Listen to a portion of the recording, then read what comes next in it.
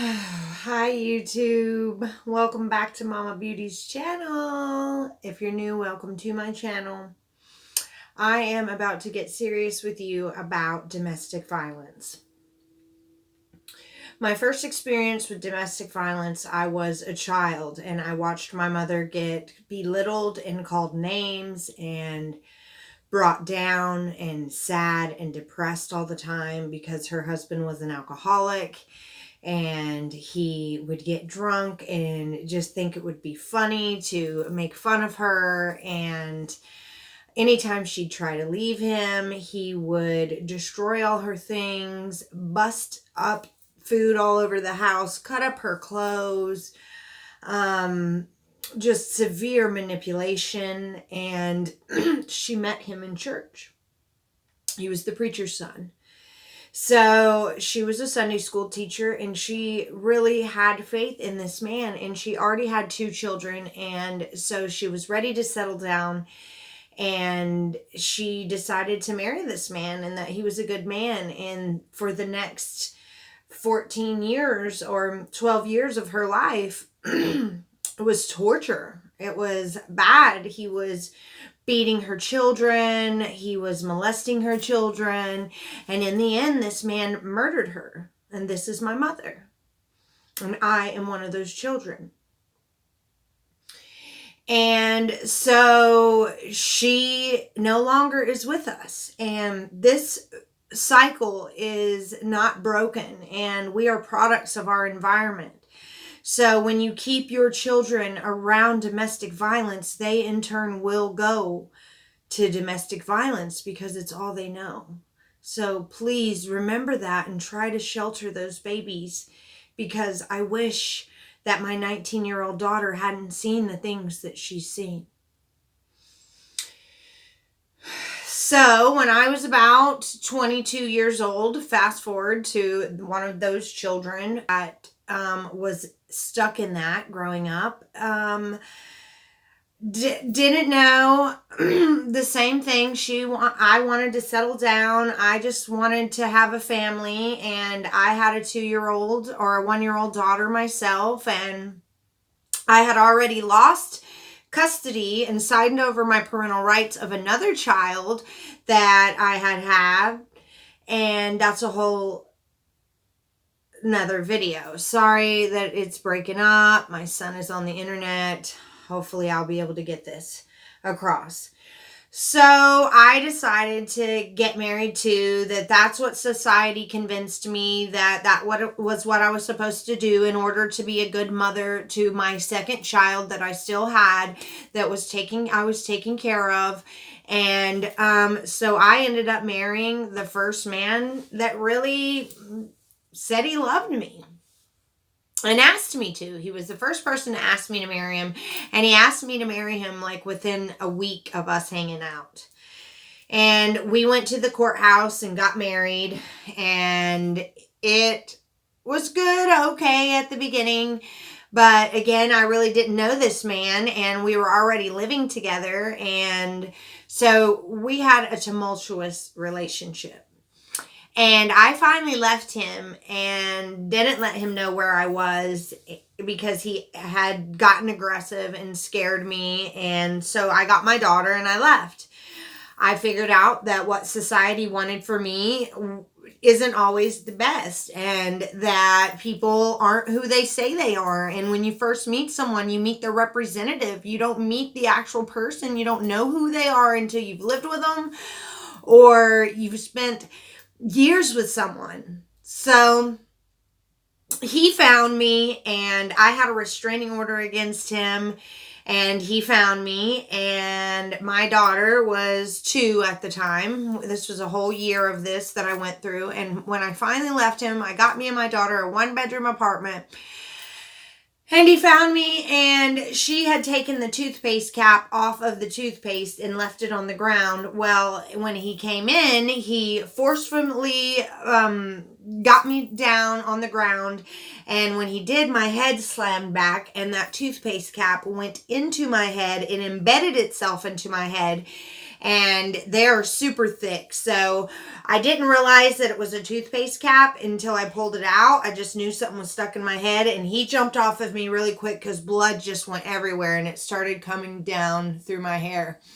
And he jumped up and freaked out and didn't even ask if I was okay, just got the bleach and started cleaning because he was scared I was going to call 911.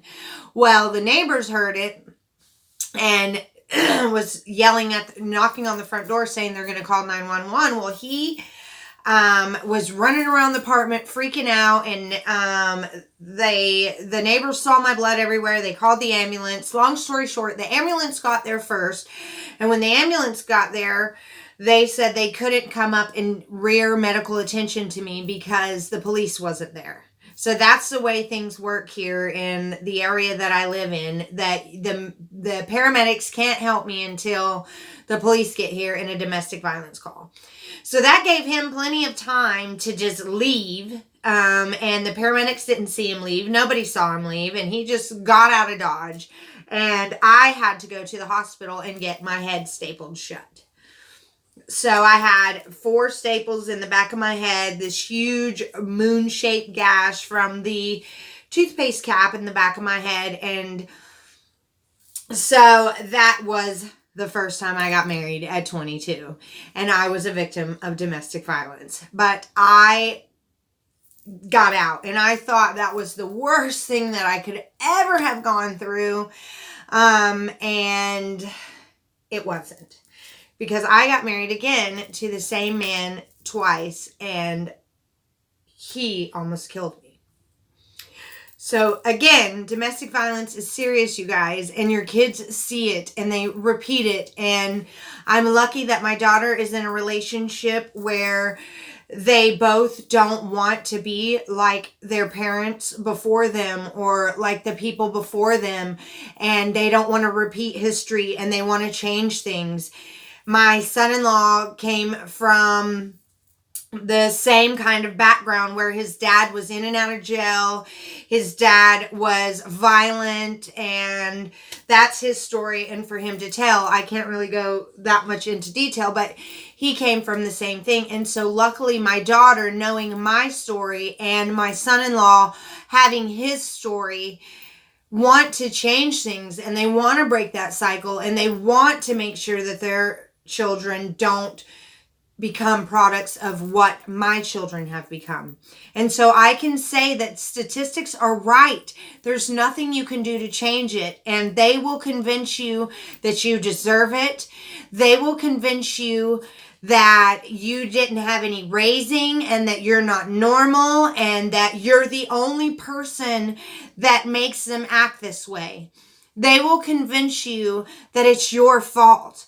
At one point in my second and third marriage to the same person, I was telling his friends that if they choked out their girlfriends and scared them, then they would listen to them. I was standing behind him abusing me and telling other people to do it to their significant others because it had changed me. That's how much they brainwash you. That's how warped your thinking gets. You forget who you are. You forget what you like. You forget to have a voice. You forget that you even have a voice. You never ever try to be confident. You are submissive, and you turn into somebody you don't recognize. So trust me, no matter how much you try to shelter your children from this, they see it, they hear it. They might not talk to you about it, but they do. And in the end, they're going to think it's normal, and they're going to think it's okay to be in these kind of relationships. So you have to leave and get out now. There's somebody you can trust. And if not, there are domestic violence shelters all across the nation that are hidden out for women like you and your children, to where they can hide you out. They can put you in another domestic violence shelter in a whole nother state to where he can't get to you or she can't get to you. There's got to be programs for men too. It's not just women that are being treated like this, like a dog, like an animal, like you're owned by someone. That is not normal, and it's not okay. And if you have any kind of passion for a future for your children, then you need to get out and show them strength instead of staying and dealing with it. So I have a whole nother story to tell you about my second marriage and what happened there, and how I feel like I cried wolf in my first marriage. I feel like that wasn't even a candlestick to what I went through in my second marriage and when I married him again. But this is my story. This is my perception. He may have a totally different perception of how it went down. I'm 41 years old now. The marriage that I had was when I was 22. So it was a long time ago, a couple of decades ago. And so there, I wasn't a saint. I wasn't, the easiest person to deal with, but never ever did I deserve to be hurt or any of that. So no matter what, nobody should put their hands on you. And if it is that volatile and ugly, then there's no way that person loves you. No matter how much you love them, you can't make them love you. And if they loved you, they wouldn't do that to you. Okay? So reach out if you have any questions or if there's anything you want to know about my story. I will continue to tell you stories about things that I've been through with domestic violence and things that I've seen throughout 41 years of life. I've lived in projects. I've lived in huge 500 lot trailer parks. I've just seen a lot, and I've done a lot, and I've changed a lot too. So if I can do it, so can you. But no one ever deserves to be hit or called names or withheld their driver's license or withheld a job or withheld being able to have friends or withheld being allowed to talk on the phone or withheld your family. All these things are being withheld because of your significant other. Then you are in a domestic violence relationship. Okay? It doesn't have to be physical. It can be verbal and emotional, and that seems to be the worst kind. The physical heals, but the verbal and emotional doesn't. It takes time. Just as long as you stay with that person, it will take that same amount of time to undo what they've done in this time. Trust me. Do it for your kids. Bye.